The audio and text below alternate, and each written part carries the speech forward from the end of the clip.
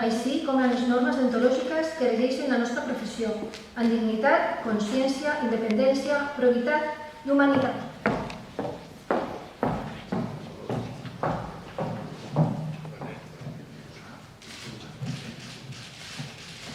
La defensa i el Consell, d'acord amb la Constitució i amb el conjunt de l'ordenament jurídic, així com les normes deontològiques que regeixen la nostra professió, amb dignitat, consciència, independència, probitat i humanitat.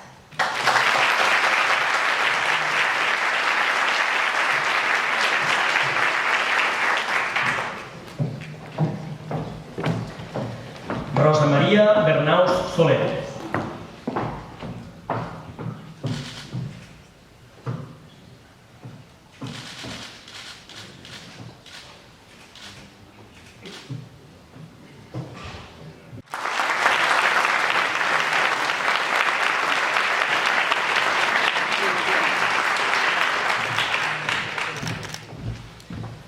Laura Closellas.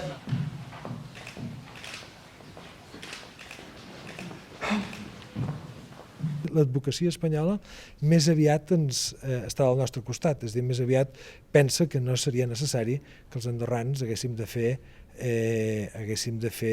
aquest expedient de dispensa, i espero que un dia o altre, potser no massa tard, es manifestaran en aquest sentit, cosa que ens ajudaria molt.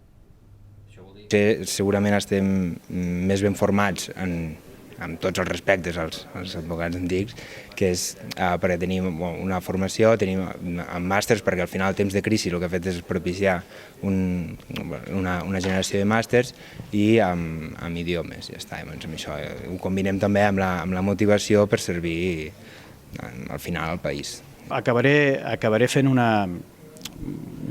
posaré una pregunta a l'aire, que és si té sentit avui en dia encara mantenir la llegítima o s'ha de reforçar la llibertat del testador per poder disposar al 100% dels seus béns. Com sabeu, la llegítima és una limitació als béns que té el testador, és una part dels béns que necessàriament han d'anar a unes determinades persones, que són els fills o descendents, i si no, són els ascendents. Doncs plantejaré aquesta qüestió i la deixaré oberta. Us tinc que dir que el projecte el que fa és recull i manté la llegítima en les condicions en les que està avui en dia regulada.